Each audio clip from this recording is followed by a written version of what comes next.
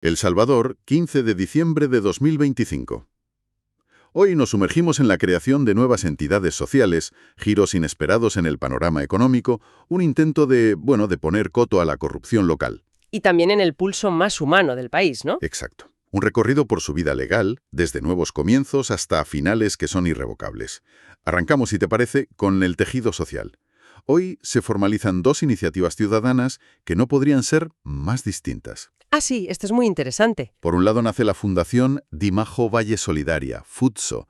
Se define como apolítica no religiosa y sus objetivos son muy terrenales. Por ejemplo, Asistencia legal gratuita para quien no puede pagarla, apoyar la sanidad pública y repartir alimentos. y esto ya de por sí es un dato muy revelador. La creación de una fundación así, con un enfoque puramente secular. Ajá, Redes que actúan donde el Estado o quizá las instituciones más tradicionales no llegan. Claro, es un modelo de solidaridad basado en derechos, en necesidades tangibles. Y digo que es revelador porque, es que literalmente en la página de al lado del registro... Aparece justo lo contrario. Exacto. Se aprueban los estatutos de la Iglesia Profética Vencedores en Cristo, la IPVC. Con una misión completamente distinta, me imagino. Totalmente. Su fin es, cito, predicar el Evangelio para la salvación y restauración de la vida del ser humano. O sea, tenemos dos respuestas a los problemas de la gente que nace en el mismo día. Exacto. Y la pregunta interesante aquí es si son dos caminos paralelos o si compiten, ¿no? Buscan ayudar a las mismas personas, pero con herramientas diferentes. Claro. Por un lado, la FUTSO te ofrece un abogado o una bolsa de comida. Por otro, la IPVC te ofrece un propósito espiritual. Ambas son formas de intervención social, pero una está anclada en lo material y la otra en lo trascendental. Verlas nacer a la vez es casi una radiografía. Es una radiografía perfecta de las múltiples formas en que una comunidad busca soluciones a sus problemas. Y esta idea de organización comunitaria baja a un nivel aún más esencial, casi primario.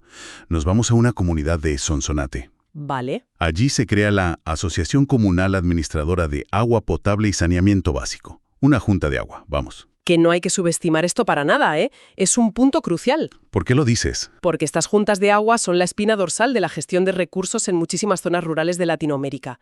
Son un ejemplo potentísimo de autogobierno. Los propios vecinos. Los propios vecinos se organizan para gestionar un recurso que es vital. La máxima autoridad no es el alcalde ni el gobierno central, es la Asamblea General de los Asociados. Esto demuestra una capacidad de organización social muy arraigada y sobre todo funcional. Opera al margen de la gran política. Y esa capacidad de organizarse y adaptarse para sobrevivir no se ve solo en lo social. Hay una historia económica fascinante hoy que habla precisamente de eso, de reinventarse. A ver. Se trata de la empresa Cathedral Art El Salvador, que opera en una zona franca. Por el nombre ya me imagino un poco a qué se dedican. Totalmente. Su negocio era la maquila de artículos religiosos, crucifijos, rosarios, adornos de Navidad. Una industria de nicho muy tradicional. Pues bien, ahora se les autoriza a ampliar su actividad para fabricar algo completamente distinto. Equipo de protección personal, No me digas. mascarillas y todo eso. Mascarillas, caretas de acrílico y de paso ya que estaban también artículos de cocina. Esto es mucho más que agilidad empresarial, que es el término fácil que se suele usar. Sí, es más profundo. Claro, esto es un reflejo de cómo un shock global, como pudo ser una pandemia, obliga a una fábrica local a transformar por completo su cadena de producción. Pensemos en lo que implica, ¿no? ¿El cambio es brutal? Pasar de moldear metal para un crucifijo a cortar acrílico para una careta.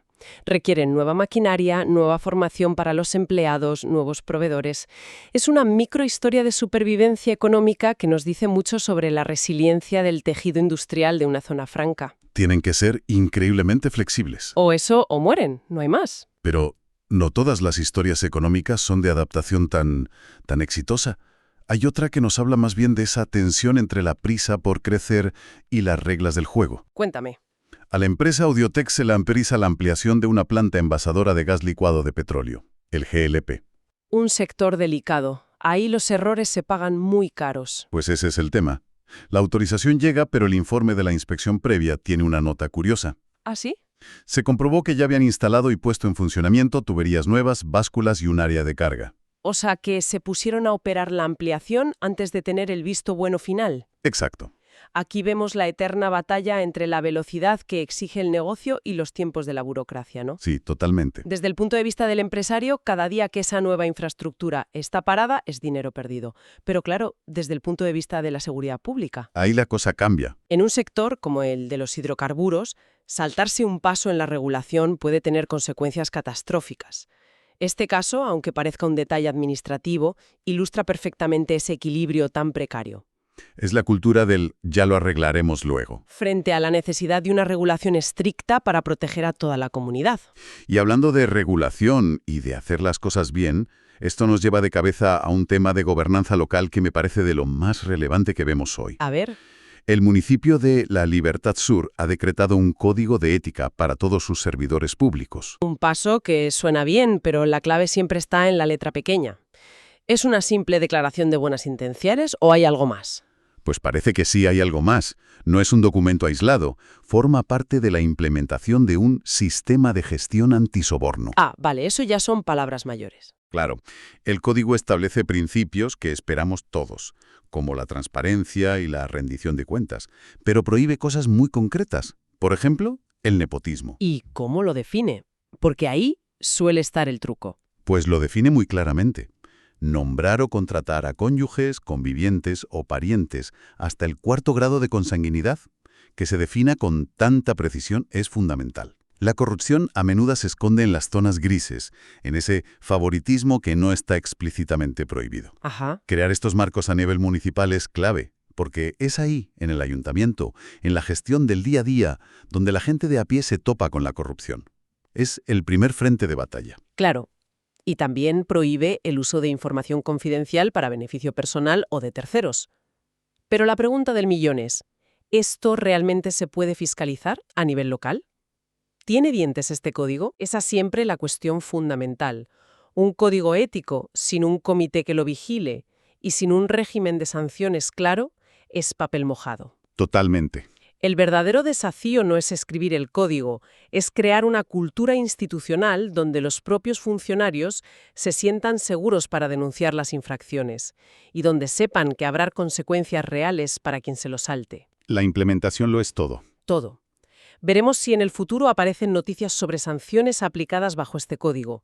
Esa será la verdadera prueba de fuego. Y de las grandes estructuras de gobierno pasamos a las historias personales que al final son la materia prima de todo esto. La vida real. La vida real.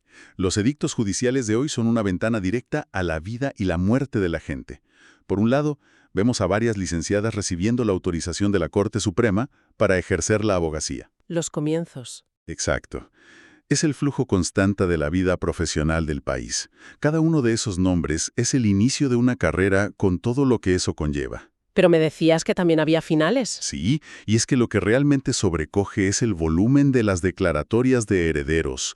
Son páginas y páginas. Ah, claro. Resoluciones de juzgados que nombran a esposas, hijos o a veces a cesionarios de derechos hereditarios como los nuevos administradores de los bienes de alguien que ha fallecido. Aunque suene a un trámite frío y burocrático, es un proceso administrativo vital para la estabilidad de las familias. ¿En qué sentido? Pues sin estas declaraciones, los bienes de una persona, una casa, una cuenta bancaria, un coche, quedarían en un limbo legal. Nadie podría venderlos, nadie podría usarlos. Generaría una inseguridad jurídica tremenda. Es la maquinaria del Estado poniendo orden. Exacto. Poniendo en orden el final de una vida para que los que quedan puedan seguir adelante. Totalmente. Pero entre todos estos trámites hay uno que te hiela la sangre por su crudeza. ¡Uy! Un juzgado de lo civil cita por segunda vez a un hombre desaparecido llamado Mario Antonio Hernández. Y el edicto le advierte de que si no se presenta en los próximos 15 días, cito textualmente, se le declarará presuntamente muerto. ¡Vaya tela! Es durísimo. Es un lenguaje durísimo, sí, pero pone sobre la mesa un mecanismo legal que está diseñado para situaciones increíblemente trágicas. La declaración de muerte presunta. Exacto. Es la respuesta que da la ley a la incertidumbre de una desaparición. Pensemos en la familia de este hombre, de Mario Antonio Hernández. Quizá su esposa necesita acceder a una pensión de viudedad o sus hijos necesitan resolver la herencia para poder vender una propiedad. Y sin un certificado de defunción, todo eso es imposible. Imposible. Así que esta es una herramienta, una ficción jurídica en realidad, porque nadie sabe con certeza qué le ocurrió. Pero es una ficción necesaria. Muy necesaria. Permite a los familiares cerrar un ciclo, al menos en lo legal y administrativo, resolver la parte material de la pérdida, aunque la herida emocional y la incertidumbre sobre su paradero persistan para siempre. Es donde la frialdad de la ley se encuentra de frente con el drama humano más profundo. Y para terminar, volvemos a la economía, pero no para hablar de comienzos o adaptaciones, sino de finales definitivos. Cierres de empresas, exacto. Tenemos sobre la mesa los balances de liquidación de dos sociedades, Financiera de Mercados y Agroindustrial y Exportadora de Occidente. La liquidación es el último capítulo en la vida de una empresa, ¿no? Es el momento en que se hace inventario de todo lo que se tiene, se vende y con ese dinero se intenta pagar todo lo que se debe. Pues los números de la empresa agroindustrial son demoledores. Revelan una historia de fracaso en cifras muy claras. A ver. Tenían activos, lo que poseían, por casi $13.000. Vale. Pero sus pasivos, sus deudas, superaban los $76.000. Uf. Vamos, que los números no daban por ningún lado. Eso da como resultado un patrimonio neto negativo de más de $63.000. Que en términos sencillos significa que estaban en quiebra técnica. Que incluso vendiendo hasta el último clavo de la oficina, no había ni de lejos suficiente dinero para pagar a todos sus acreedores, proveedores, bancos, quizá deudas con la hacienda pública. ¿Y quién acaba pagando los platos rotos en una situación así? Pues se sigue un orden. Primero se intenta pagar las deudas con trabajadores y con el Estado. Y luego el resto, pero en una quiebra tan grande, lo más probable es que muchos de esos acreedores y proveedores hayan tenido que asumir pérdidas importantes. Y los socios, claro. Y por supuesto, los socios o accionistas lo han perdido todo. Es el certificado de defunción financiero que pone punto y final a un proyecto empresarial, a los empleos que creó y a las expectativas que generó. Entonces, haciendo balance del día, hemos visto nacer una fundación laica y una iglesia. A una comunidad organizándose para gestionar su propia agua. A una fábrica de rosarios que ahora hace mascarillas. Un municipio que intenta blindarse contra la corrupción. Y hemos recorrido el ciclo completo de la vida a través de los juzgados. Desde nuevas abogadas hasta la declaración de muerte de un desaparecido y la quiebra de una empresa. Y todo esto en un solo día. Te hace pensar, ¿cuál de estas pequeñas anotaciones administrativas, de estas historias, es la que de verdad está marcando un punto de inflexión? Buena pregunta. ¿Es la fundación que propone un modelo de ayuda no religioso? ¿Es el código ético que intenta cambiar la cultura de un ayuntamiento? ¿O quizá es la empresa que se reinventa para no desaparecer? La historia a menudo se esconde en esos detalles. Exacto. La historia casi nunca se escribe en los grandes titulares, sino que se esconde precisamente en estos márgenes.